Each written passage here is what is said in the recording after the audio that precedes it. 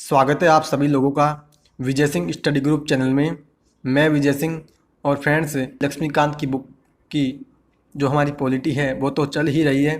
साथ ही आज हम एक विशेष लेक्चर डिस्कस करने वाले हैं, वो है संविधान के स्रोतों के बारे में। यानी कई बार एग्जाम्स में पूछा जाता है कि हमने जो है कौन सी चीज़ कहाँ से लिए, यानी मूल अधिकार कहाँ से लिए, या नीति निर्देशक तत्व कहाँ से लिए, या राष्ट्रपति का निर्वाचन हो, या समवर्ती सूची हमने कहाँ से उठाई, भारत के संविधान में हमने कहाँ से ऐड की। तो इन सभी के बारे में कई बार एग्जाम्स में क्वेश्चन पूछे जाते हैं, तो उन सभी के बारे में आज हम डिस्कस करने वाले हैं। ठीक है, तो जितने भी व्यूअर्स इस वीडियो को देख रहे हैं उन सभी से मैं कह रहा हूँ, अभी तक आपने चैनल को सब्सक्राइब नहीं किया है तो आप चैनल को सब्सक्राइब कर लीजिएगा और पास ही के नोटिफिकेशन बेल के ऑल के बटन पर आपको क्लिक करना है ताकि मेरी सभी वीडियो के नोटिफिकेशन आपको आसानी से मिल जाएंगे।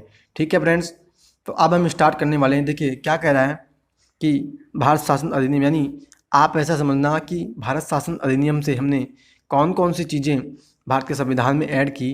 तो देखिए भारत शासन अधिनियम जो 1935 जो आया था ना, उस अधिनियम के माध्यम से, यानी कि उस अधिनियम से हमने एक तो हमारे संविधान में क्या क्या चीज़ें ऐड की, संघीय तंत्र यानी संघीय व्यवस्था। और मित्रों हाँ, जो है मैं पॉलिटी की लक्ष्मीकांत की जो बुक आती है वो कंप्लीट पॉलिटी मैं मेरे चैनल पर करवा रहा हूँ, तो जितने भी व्यूअर्स हैं वो सभी लेक्चर्स को देख लीजिएगा।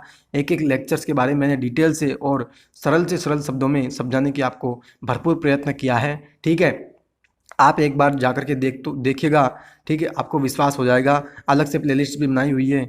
संघीय व्यवस्था की बात हो चाहे राज्यपाल की, ठीक है, या न्यायपालिका हो या लोक सेवा आयोग, आपातकालीन उपबंध या प्रशासनिक विवरण, यानी ये सभी जो चीज़ें हमने ली वो हमने भारत शासन अधिनियम 1935 से ली थी। ठीक है, और मित्रों ऐतिहासिक पृष्ठभूमि का ही पहला मेरा प्लेलिस्ट मेरे चैनल पर डली हुई है। यानी 1773 के रेगुलेटिंग एक्ट से लेकर के 1947 के भारत के स्वतंत्रता अधिनियम जो आया, वो सारे अधिनियम जो है मैंने अभी तक करवा दिए, यानी वो अधिनियम आपको जो है करवा चुका हूँ। ठीक है, आज हमारे भारत शासन अधिनियम 1935 की यहाँ पे बात निकल कर आ रही है, तो उनसे हमने कौन सी चीज़ें ली, तो आज हमने इसके बारे में जाना। फिर आगे हम चर्चा करें तो ब्रिटेन के संविधान से हमने कौन सी चीज़ें ली। तो देखिए संसदीय शासन यानी संसदीय व्यवस्था हमने ली, विधि का शासन यानी कानून का शासन, विधायी प्रक्रिया, एकल नागरिकता यानी जो भारत में एकल नागरिकता है, केवल और केवल भारत की नागरिकता, और कैबिनेट जो सिस्टम होता है। इसके अलावा संसदीय विशेष अधिकार, परमाधिकार लेख, और दो सदन जो हमारे देश में है यानी लोकसभा और राज्यसभा, ये भी हमने ब्रिटेन के संविधान से ही ग्रहण किया है। साथ ही आगे फ्रेंड्स हम बात करें तो देखिए यूएसए से हमने क्या क्या लिया, यानी संयुक्त राज्य अमेरिका से हमने हमारे संविधान में हमने क्या चीज़ें ली। तो देखिए मूल अधिकार हमने लिए। कई बार एग्जाम्स में क्वेश्चन पूछा गया है कि मूल अधिकार हमने कहाँ से लिए। ठीक है, तो हमने लिए अमेरिका से। फिर न्यायपालिका को हमने स्वतंत्रता दी, न्यायिक पुनरावलोकन यानी जो न्यायिक समीक्षा का जो हमने शक्ति दी हमारी जो न्यायपालिका है उसको। उपराष्ट्रपति का पद जो हमने लिया वो हमने कहाँ से लिया। फिर सुप्रीम कोर्ट और हाई कोर्ट के न्यायाधीशों को हम जो पद से हटाते हैं, यानी जो हमने एक विशेष प्रक्रिया उनको हटाने के लिए अपनाई है वो, और राष्ट्रपति पर जो हम महाभियोग लगाते हैं अनुच्छेद 61 के तहत, तो वो सभी प्रक्रियाएं हमने यूएसए से ली है। ठीक है, आगे हम चर्चा करें तो देखिए आयरलैंड से हमने क्या लिया, राज्य के नीति निर्देशक सिद्धांत यानी जो डीपीएसपी यानी directive principles of state policy जो हमने ली वो हमने आयरलैंड से ली। फिर आगे हम चर्चा करें तो राष्ट्रपति का निर्वाचन कैसे होता है, यानी कि राष्ट्रपति के निर्वाचन में कौन कौन भाग लेते हैं, तो वो हमने ऐड किया आयरलैंड के संविधान से। राज्यसभा के लिए सदस्यों का हम नामांकन करते हैं, यानी राज्यसभा में हम जो 12 सदस्यों को नामांकित करते हैं राष्ट्रपति, तो वो भी हमने आयरलैंड से ही ग्रहण किया है। ठीक है, आगे हम चर्चा करें तो देखिए क्या है, कनाडा से हमने क्या लिया, तो कनाडा से हमने लिया सशक्त केंद्र के साथ संघीय व्यवस्था, यानी जो संघीय व्यवस्था है यानी जो फेडरल सिस्टम हमारा संविधान है, यानी केंद्र और राज्यों के बीच हमने जो शक्तियों का बंटवारा किया है उसको हम संघीय व्यवस्था कहते हैं। ठीक है, तो वो हमने लिया कनाडा के संविधान से।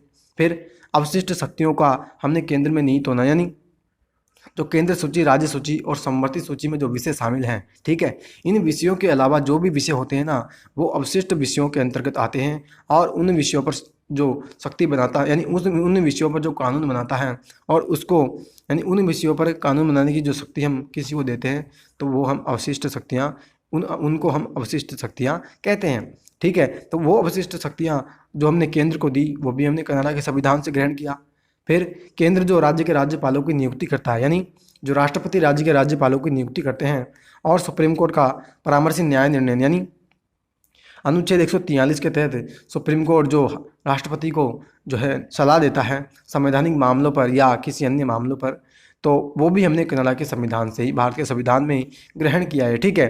फिर ऑस्ट्रेलिया के संविधान से हमने क्या लिया, तो देखिए समवर्ती सूची बहुत इंपॉर्टेंट है मित्रों। कई बार पूछा गया है एग्जाम्स में कि समवर्ती सूची हमने कहाँ से ली है, तो आप याद रखिएगा ऑस्ट्रेलिया से हमने समवर्ती सूची ली है। ठीक है। व्यापार और वाणिज्य और समागम की जो स्वतंत्रता है, यानी व्यापार करने की जो हमने स्वतंत्रता दी है भारत में लोगों को अनुच्छेद 19 के तहत। ठीक है। और संसद के दोनों सदनों की जो संयुक्त बैठक होती है वो भी हमने ऑस्ट्रेलिया के संविधान से ही ग्रहण की है। ठीक है। आगे फ्रेंड्स हम चर्चा करें तो देखिए जर्मनी के संविधान से हमने क्या लिया, तो आपातकाल के समय मूल अधिकारों का स्थगन, यानी जब भारत में राष्ट्रीय आपातकाल जब लग जाता है तो उस समय जो हमारे मूल अधिकार होते हैं अनुच्छेद 19 के तहत, वो जो मूल अधिकार हमारे निलंबित हो जाते हैं, तो वो सभी बातें हमने जर्मनी के संविधान से भारत के संविधान में ऐड की है। आगे फ्रेंड्स हम चर्चा करें तो देखिए सोवियत संघ, यानी जो पूर्व में जो सोवियत संघ कहलाता था, कौन, रूस, तो रूस के संविधान से हमने क्या ग्रहण किया, तो सुनिए मूल कर्तव्य यानी जो फंडामेंटल ड्यूटीज़ है अनुच्छेद 51A के तहत, तो वो हमने भारत के संविधान में सोवियत संघ से ग्रहण किया। इसके अलावा जो हमारी संविधान की जो प्रस्तावना है उसमें जो हमने सामाजिक, आर्थिक और राजनीतिक न्याय का जो आदर्श दिया, ठीक है, जो हमने शब्द उसमें यूज किए, तो वो भी हमने जो है रूस के संविधान से ही भारत के संविधान में ग्रहण किया है। ठीक है। आगे हम चर्चा करें तो फ्रांस के संविधान से क्या लिया, तो देखिए क्या लिया हमने, गणतंत्रात्मक और प्रस्तावना में स्वतंत्रता, समता और बंधुता के आदर्श, यानी जो हमारी संविधान की प्रस्तावना है उसमें जो स्वतंत्रता, समता और बंधुता के जो आदर्श है वो हमने जो है फ्रांस के संविधान से भारत के संविधान में ग्रहण किए। ठीक है। दक्षिण अफ्रीका के संविधान से हमने क्या लिया, तो संविधान में जो संशोधन की प्रक्रिया यानी अनुच्छेद 368 के तहत, अनुच्छेद 368 के तहत जो संविधान में हम संशोधन करते हैं, तो वो हमने जो प्रावधान ग्रहण किया वो हमने दक्षिण अफ्रीका से किया। इसके अलावा राज्यसभा में सदस्यों को हम जो चुनते हैं, ठीक है, मनोनीत के अलावा, यानी मनोनयन का तो हमने ऊपर चर्चा की थी, लेकिन मनोनयन के अलावा जो चुन कर के आते हैं, ठीक है, जो निर्वाचित होते हैं, उनका जो हमने प्रावधान किया वो हमने दक्षिण अफ्रीका के संविधान से लिया। ठीक है। और अंतिम जो हमने कहाँ से लिया प्रावधान, तो सुनिए जापान से हमने क्या लिया, जापान से हमने विधि के द्वारा स्थापित प्रक्रिया, यानी कानून के माध्यम से जो भी प्रक्रिया अपनाई जाती है, जो भी काम किए जाते हैं, तो वो जो प्रक्रिया हमने ली विधि के द्वारा स्थापित प्रक्रिया, तो वो हमने जापान के संविधान से ग्रहण किया। तो मित्रों ये था हमारा आज का लेक्चर जो कि संविधान के स्रोतों के बारे में था, यानी संविधान में जो जो चीज़ें, यानी कौन कौन सी चीज़ें हमने संविधान में ग्रहण की और कहाँ कहाँ से ली, कौन कौन से देशों से हमने ली। ठीक है। तो वो उन चीज़ों के बारे में आज हमने डिटेल से डिस्कशन किया। और मित्रों कई बार हमारे देश के संविधान को उधार का थैला भी कहा जाता है। आपको अगर कई बार आपने सुना हो तो इसी कारण से कहा जाता है क्योंकि हमने जो है विभिन्न देशों के संविधानों से जो कई चीज़ें हमारे देश के संविधान में ग्रहण की है, इस कारण से इसको हमारे संविधान को उधार का थैला भी कहते हैं। ठीक है। लेकिन यह बात पूरी तरह से सही नहीं है, क्योंकि क्या है कि हमने जो है बेशक हमने कई चीज़ें दूसरे देशों के संविधान से ग्रहण की है, लेकिन हमने उनकी कॉपी नहीं की है। हमने तो जो हमारे देश में, हमारे देश की जो प्रकृति है, जो हमारी स्थिति है, उसके अनुसार जो चीज़ें हमें अच्छी लगी उन चीज़ों को हमने ग्रहण किया है दूसरे देशों के संविधान से, और दूसरे देशों के संविधान के प्रावधानों में संशोधन करके ही हमने ग्रहण किया है। न केवल हमने ऐसे के ऐसे हमारे संविधान में ऐड किया, हमने संशोधन करके ऐड किया है। ठीक है। तो इस कारण से मित्रों हमारे देश का संविधान को जो उधार का थैला कहा जाता है वो हमारा सही नहीं है। ठीक है। तो ये मित्रों मैंने आपको जो एक बात विशेष बताई। ठीक है। तो फ्रेंड्स आज का लेक्चर आपको कैसा लगा, आप अपनी प्रतिक्रिया कमेंट बॉक्स में ज़रूर दीजिएगा। ठीक है मित्रों। और आप जो है मैं मानता हूँ कि जो है इन सभी चीज़ों को याद करना जो है एक जो है सरल बात नहीं है, लेकिन मित्रों जो इम्पोर्टेंट चीज़ें हैं ना, जो ज़्यादातर एग्जाम्स में पूछी जाती है, जैसे समवर्ती सूची हो गया, ठीक है, राष्ट्रपति हो गया, या नीति निर्देशक सिद्धांत, या मूल अधिकार कहाँ से लिए, ठीक है, तो ये जो चीज़ें होती है ना, ये ज़्यादातर एग्जाम्स में अक्सर पूछी जाती है।